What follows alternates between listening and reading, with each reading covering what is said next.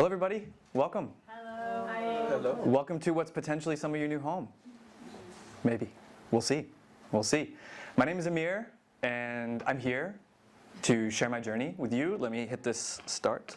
All right. I love how we all started our presentations with our geographical from. I'm from southern New Mexico here in between Arizona and Texas. This is Las Cruces, New Mexico. That was my backyard, looking at those beautiful mountains.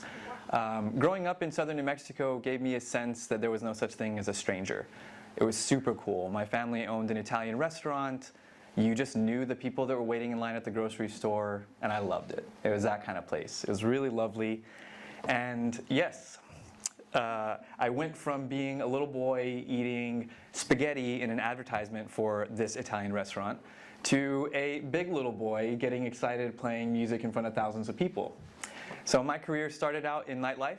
I was a professional nightclub and festival DJ for many years. It was a really awesome run. I DJ'd for some of my favorite artists. Chris Lake is one of my favorite DJs. Avicii, maybe y'all have heard of him. I opened for him before he passed away. And then Little John, I DJ'd his concert. And in 2013, I won Best of the Best. So like I was peaking at this career. It was really something. But after that, I experienced something that put me on a track that I never would have anticipated. Netflix had just come out.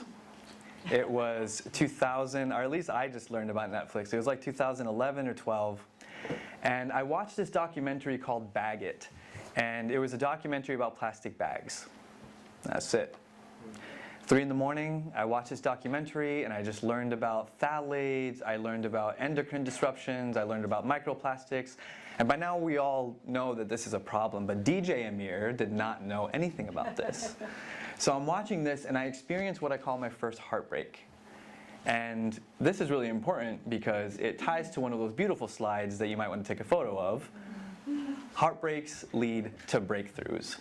And I think it's really important to frame this idea of a heartbreak as something that's symbolically, a heartbreak is something that's symbolic that removes you from your sense of what's normal.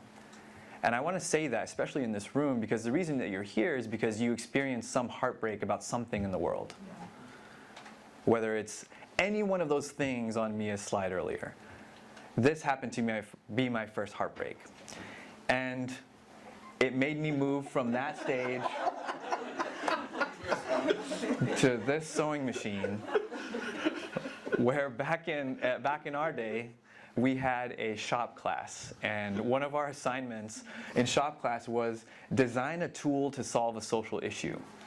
And I remember sitting in the computer lab right over there across the hall. Second table, first seat to the right. Lauren Gardner was sitting to the seat next to me, and we were brainstorming about our ideas for this class. What am I going to design? And so I'm iterating, I'm thinking about it, and eventually I end up designing something I can show you now. If you notice in the photo, my left hand, I have an orange bracelet. So I wore a lot of bracelets at the time, and I wanted a bracelet that communicated my newfound passion for reusable bag, but I didn't want a bracelet that said reusable bag. That's kind of lame. I wanted a bracelet that was a reusable bag. So I designed and created a bracelet that opens up into a tote. And it feels like a magic trick every single time. And then you go like this, and just close it up like that. And thank you. Thank you. And exactly as Mia said, we don't really need more stuff. So this is made entirely out of waste material, 100%. So every line of colors is totally limited edition. Any of those prints, I might only have like 7 of them. And I think that's kind of sick. You know, slow down a little bit. Fast fashion's getting out of control. So that was my first heartbreak to breakthrough. And that snowball ended up spinning, and I wanted to do something more with that. So out here in the kitchen, my thesis partner and roommate at the time, Kyle, we started collecting plastic bags under the sink. and we took them to Whole Foods once a week, and we just allowed the lessons that we learned here at DSI to really take root and start living outside of this program as well, outside of these four walls. And I took that to the next level when I was volunteering at a co-working space called the Center for Social Innovation, and I became their first innovator in residence. My job was to transform the space to becoming a zero-waste office. And so one of the principles that we learn here in this program is that the process is the strategy. And it can be really easy to just print new signs and just put the new recycling signs up in an office. What I did was I did like 30 different waste audits. So I would open up the trash, dump it out on the floor, sort it, measure it, take it out to lunch, do its nails. I got really familiar with our trash in the office. And you have to do that so that people can see what you're up to. You ask the questions, you do the interviews, you interview everyone in the space, and then everyone's consciousness slowly starts to shift. And then when the system adapts to the new consciousness, that's when you have a solution. The process is the strategy. So we were able to divert, in about 6 months, we went from 20% diversion rate to about 90% diversion rate. And then COVID came and the space shut down. But it was super cool. And it was where I got to learn about how to implement this stuff outside these four walls. Moving on, we have something here in New York City called Climate Week. We have the largest climate week on Earth, and I run an event called Marketplace of the Future.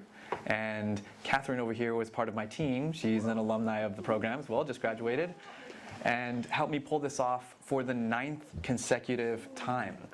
So my event, Marketplace of the Future, is the longest running consecutive event in Climate Week history. So I've ran it 9 times. You'll notice there's 10 squares up there because I actually took it to DC this year. And I have this also this picture here at the bottom because this year we had Pinterest as a sponsor, and that's like the biggest sponsor we've ever had. Super sick. It was awesome. Catch me later. I'll tell you more about this project. I want to move on because I only have about 14 seconds left. But I want to bring you to the present day. So in addition to running Marketplace of the Future, I teach in 2 universities, and I have a partnership with the New York City Mayor's Office of Nightlife.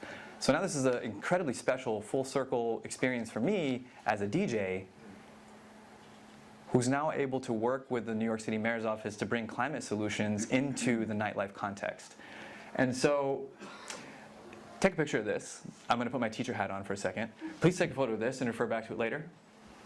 This is a source of greenhouse gas emissions globally.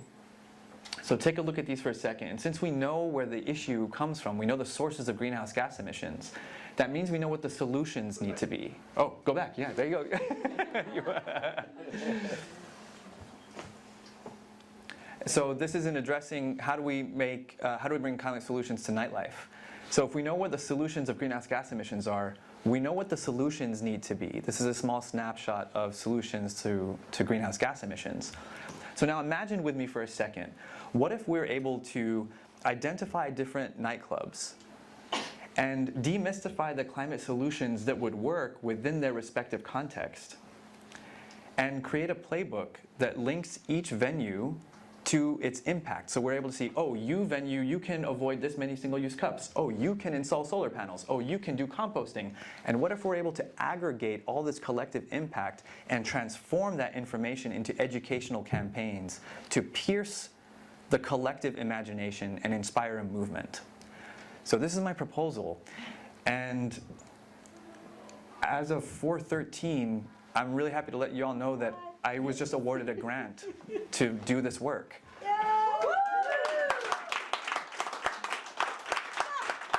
Yeah, incredible. This just happened. So magic really does happen, y'all. And to close, you don't have to know what you want to do. You just have to know why you want to do it. Yes. And so that's it. Thank you for being here. Thank you for listening. Please ask us questions.